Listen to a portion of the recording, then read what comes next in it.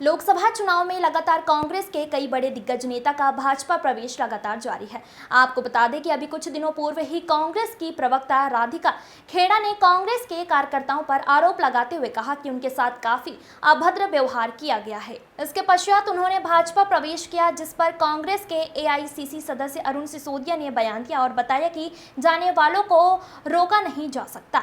साथ ही उन्होंने कांग्रेस के द्वारा लागू की जाने वाली महालक्ष्मी योजना पर उठ रहे सवाल के संबंध में भी कहा, कांग्रेस जो कहती है वो कार्य वह पूरा करती है। पिछले 5 वर्षों में छत्तीसगढ़ राज्य में कई योजनाएं जो हैं उन्होंने आम जनता के लिए पूरा किया। दीपमाला सिन्हा की रिपोर्ट। पूर्व राष्ट्रीय प्रवक्ता कांग्रेस की राधिका खेड़ा जी ने जिस तरह से आरोप लगाया कांग्रेस के ऊपर कि मेरे साथ अभद्र व्यवहार किया गया, और उसके बाद उन्होंने भाजपा ज्वाइन कर लिया। क्या ये सोची समझी साजिश के तहत हुआ है या सच में उनके साथ किसी तरह का अभद्र व्यवहार हुआ है?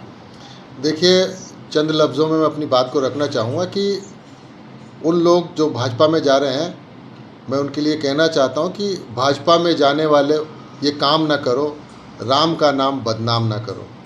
आप जा रहे हो और राम का नाम लेके जा रहे हो कि तुम्हें राम की पूजा आराधना दर्शन करने से रोका गया, ये कहीं भी शोभनीय नहीं है। राम आराध्य हैं, राम सबके इष्ट हैं और सबके मन में उनके प्रति श्रद्धा है। तो ये बहाना जाना है तो जाइए, कोई रोक नहीं रहा, लेकिन बहाना राम का मत करिए।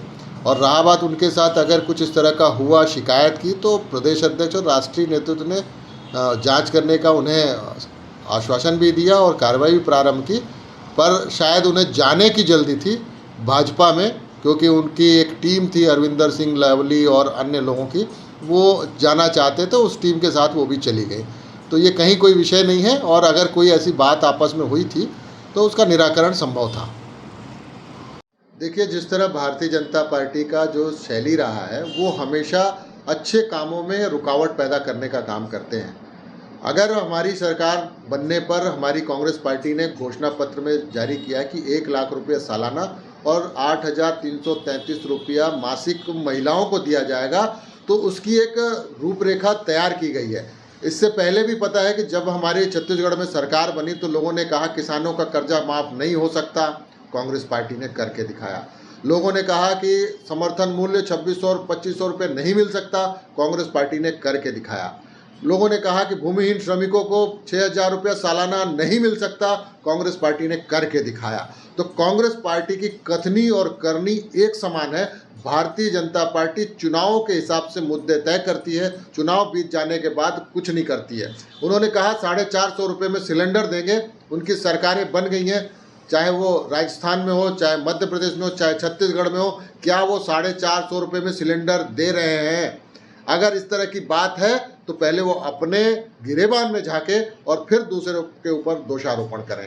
तो मैं इस बात से पूरी तरीके से सहमत हूँ कि कांग्रेस की सरकार बनी और 1 लाख रुपया प्रति महिला उनके खाते में साल का जाना शुरू होगा। इस बात के लिए मैं उन महिला बहनों को भी आश्वस्त करना चाहता हूँ, माताओं को भी आश्वस्त करना चाहता हूँ कि कांग्रेस की सरकार केंद्र में बनते ही ये सारी योजनाएं लागू होंगी।